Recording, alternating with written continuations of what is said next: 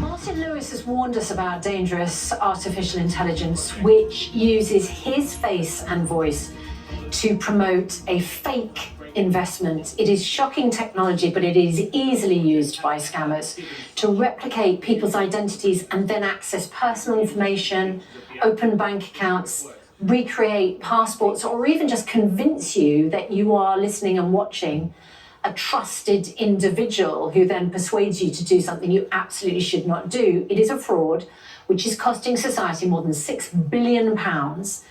And with a 3,000% increase in deepfakes being used, we're going to show you this morning live on the show how you spot it so that you can stop it. So, Simon, tell us about this technology and show us how it works, if you don't mind.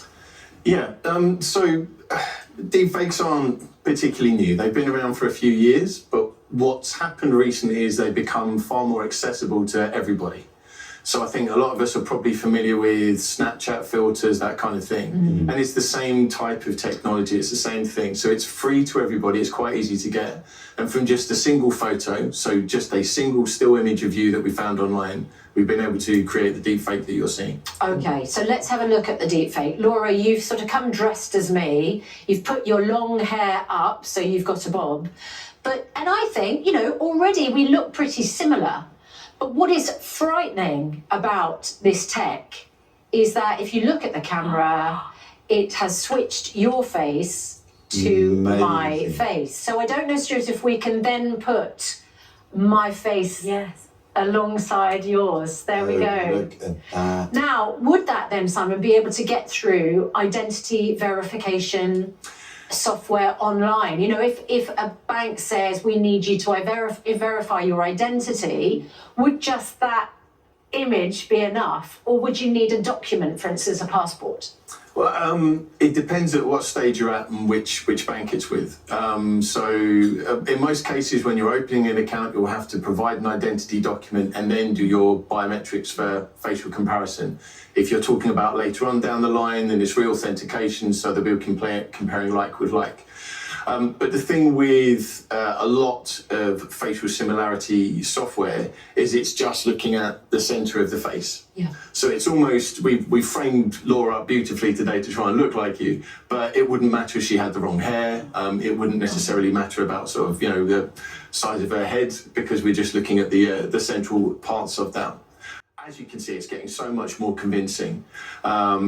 We can do this now in video calls as well. This is where it's a bit different from some of the filters. We're doing this live. There's no processing involved. Let's say Laura FaceTimed a member of my family. Yeah. Okay, and said, I'm in terrible straits, I need some money, my phone's not working, and my bank account's been locked, so please can you put money into this other account? Yeah. Right? Because that's what viewers at home would perhaps be most worried about. Right, so you've got Laura there as me, you've got me. How is, for instance, my mum going to tell Laura's not me? Yeah, this is one of the biggest problems. The reason why with a lot of identity verification, when we're doing a biometric check, we put in some kind of head movement, is because that's where you're going to see the little glitches pop up. Is there a join down the side of Laura's face when she's being Susanna? If she turns her face to the side, can we see where she becomes? No, it still looks Quite like subtle. me.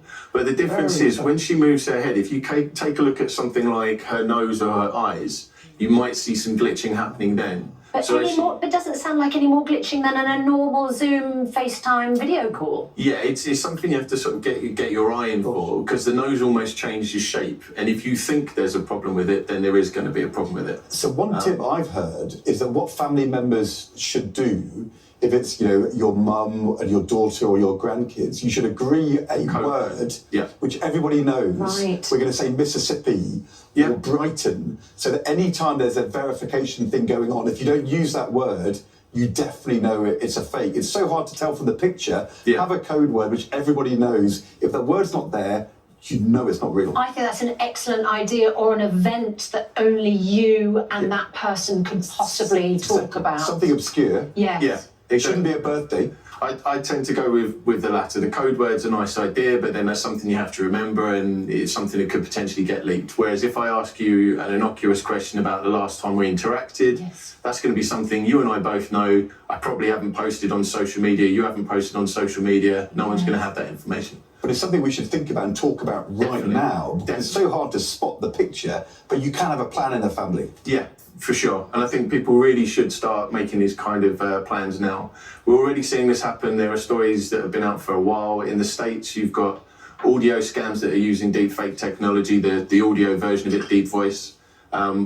We're showing you how easy it is to perpetrate, and we've already heard about scams that have involved people on conference calls giving away millions of pounds of companies' finances because of convincing scams like this. And one example of how criminals could benefit from this technology is through identity theft. You've got a genuine specimen passport, so not giving anyone's details away, but how easy would it be to change it to look like my passport? Well, this is it. With just a single photo that we have from you that we found online, we can just place that in front of the camera, and then I've got, if we cut to it, there we go.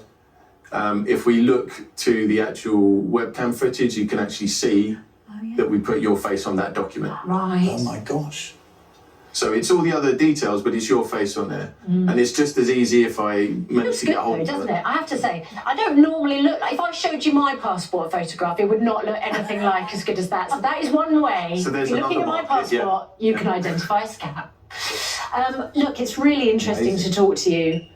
I feel like we're behind the curve when it comes to AI, and we need to get ahead of it.